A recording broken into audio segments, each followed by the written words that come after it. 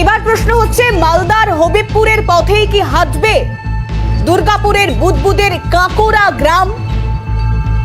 কারণ 19-এর নির্বাচন, 19-এর লোকসভা নির্বাচন, সেখানে যারা বিজেপি সমর্থক সেই অপরাধে তাদেরকে নানান সমস্যায় পড়তে হয়েছিল। তারা গ্রাম ছাড়া ছিলেন, গ্রামে ফিরে এসছেন, কিন্তু উন্নয়ন হয়নি।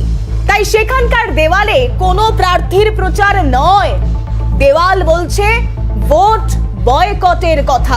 সেই ছবি আপনাদেরকে দেখাচ্ছি, দেখুন, ভোট বয়কট। আদিবাসী গ্রামে পানীয় জল ও রাস্তার দাবি রয়েছে, তাদের নিরাপত্তা সুনিশ্চিত করতে হবে, সেই দাবি তাদের করছেন। তাদের দাবি যে গ্রামে হামলা হয়েছে 19 সালে, 2019-এর লোকসভা নির্বাচন, অর্থাৎ আরো একটা লোকসভা নির্বাচন পিছিয়ে যান, সেই সময় তাদের উপর হওয়া অত্যাচার, সেখান থেকে তারা বেরিয়ে আসতে চাইছেন, অভিযুক্তদের শাস্তি চাইছেন, তারাও ভোট বয়কটের ডাক দিচ্ছেন। কিন্তু মালদার হবিবপুরের মতো ভোটের দিনও তাদের এই রূপে দেখা যাবে কিনা আমরা জানি না, কিন্তু কি বলছেন তারা শোনানোর চেষ্টা করবো আপনাদের, শুনুন। দেখতে পাচ্ছে এবারে পিচ রাস্তা হয়ে আছে, ভোট দেবে না ঠিক করে দেবে, ভোট দেবো না তো।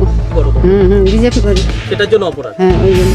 তো কি করবে এবার, ভোটটা দেবে না দেবো না, ভোট দেবে না? এইগুলো রাস্তা না হলে দেবো না। হ্যাঁ স্যার, আমরা অনেক সমস্যার মধ্যে আছি তো স্যার। কি সমস্যা রয়েছে? স্যার আমাদের জলঘাট নেই, জল নেই, রাস্তাঘাট নেই, কিছু নেই স্যার। আমরা সমস্যা অনেক রকমভাবে আছি স্যার। আমাদের আবার বারবার থেকে হুমকি আসে কি আছে স্যার, হুমকি আসে এরকম কিছু যে হ্যাঁ তোমরা কেস তুলে নাও, কেস তুলে নাও, কেস তোমরা করে নাও স্যার, এসে হুমকি আসে কারা করে হুমকিটা?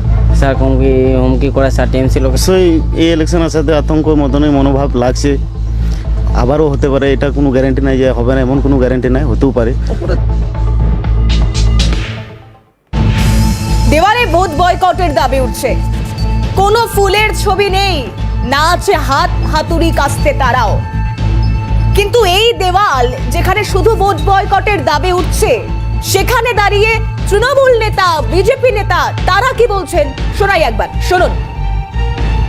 দরডাঙ্গাপাড়ায় আমি নিজে কল করে দিয়েছি, ওদের ওই কদমতলাতে আমি সাবমার্সেলটা করে দিয়েছিলাম।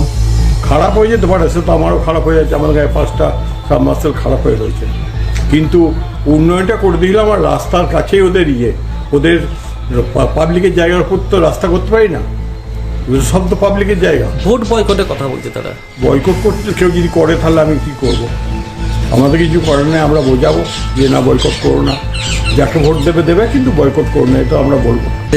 অঞ্চলের সব থেকে বড় ভোট পরবর্তী হিংসার শিকার হয়েছিল কাঁকোড়া আদিবাসী পাড়াটা, এবং বহু ঘরবাড়ি জ্বালিয়ে দিয়েছিল, শিশুদেরকেও মারধর করা হয়েছিল, অনেকে উন্ডেট হয়ে জঙ্গলে লুকিয়ে বেড়াতে হয়েছিল। তা ওনারা ঠিকই বলেছেন, আমরাও নির্বাচন কমিশনারের সঙ্গে যোগাযোগ করব, যাতে পর্যাপ্ত পরিমাণে সিকিউরিটি দিয়ে ওদেরকে ভোট দিতে নিয়ে যাওয়া হয়, এই ব্যাপারে আমরাও আবেদন করব। তো ভর্তিকালে যাতে হিংসা না হয়, সেইবারেও আমরা সেই জন্য আমরা নির্বাচন কমিশনকে আবেদন জানাবো। এবং বিজেপি করার জন্যই এখানকার তৃণমূলী গুন্ডাদের দ্বারা ওরা হবিবপুরের পথে কাঁকুড়া গ্রাম হাঁটবে কিনা আমাদের জানা নেই, কিন্তু এই মুহূর্তে সব থেকে বড় প্রশ্ন, যে বোমা বারুদের স্তূপে দাঁড়িয়ে থাকা বাংলায় কি টার্গেট আগামী, টার্গেট ভবিষ্যৎ? তাদের জন্য আমি আপনি আমরা কি রেখে যাচ্ছি?